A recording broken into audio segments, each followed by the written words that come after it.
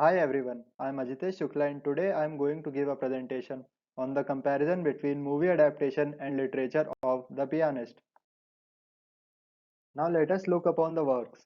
The Pianist movie is directed by Roman Polanski and stars actor Adrian Brody as the Jewish Holocaust survivor and pianist Spillman. It is based on the memoir or book by Spillman of the similar name which includes his daily experiences in the wartime period. The movie almost remains true to the plot of author's works, but has some additional information based on the director's own experience of Holocaust. The works include some of the most important and tragic events from a historical perspective, such as the bombing of Poland, Holocaust, and the biggest armed rebellion by Jews, which was the Poland uprising, with an added human perspective.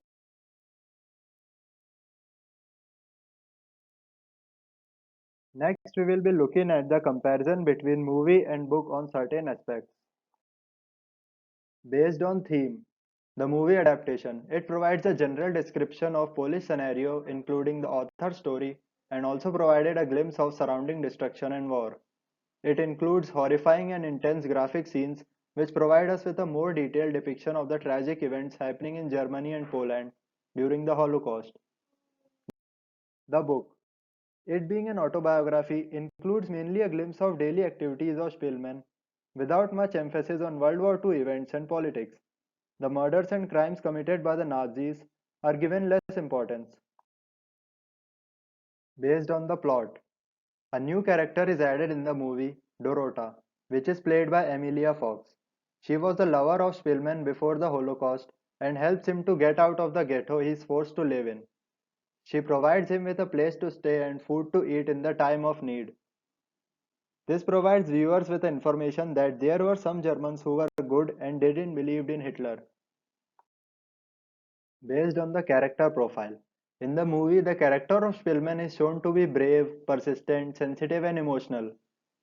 He is shown as a common man in the start of the movie, which evolves into a strong willed, brave, and survivor person who can't be killed by a Nazi.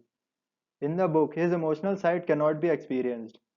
Here are a few pictures which shows the emotional and the survival side of Spillman. Based on emotional appeal. The movie, through its use of imagery and great display of acting by Adrian Brody, makes us emotionally attached to him. He cries a lot in the movie, whereas in the book he hasn't shown much emotions, which can be attributed to the fact that he was in immense shock at the time of writing autobiography, or maybe he didn't know that his book is going to be published. There can be a variety of reasons attributed to that, but the movie surely used emotions to have an appeal in the audience. Display of Spillman's inner thoughts. The book did a great job in displaying the inner thoughts of Spillman as a human in grave pain, which are still remembered and used by people throughout the world against the rise of fascist leadership. Such immense and thoughtful inner feelings of Spillman lacked in the movie simply because the movie wasn't in a narrative storytelling mode. The power of piano. In both movie and the literature, the piano is shown with great importance, as the whole story revolves around it. Spillman is extremely passionate about music and playing piano. The added music element in the movie takes the story to a whole new level. The great works such as C minor are used in the movie in many emotional scenes. The following pictures show the passion of Spillman towards his profession. He plays piano even when he is in ghetto and then alone in the ruins. He plays piano in his mind.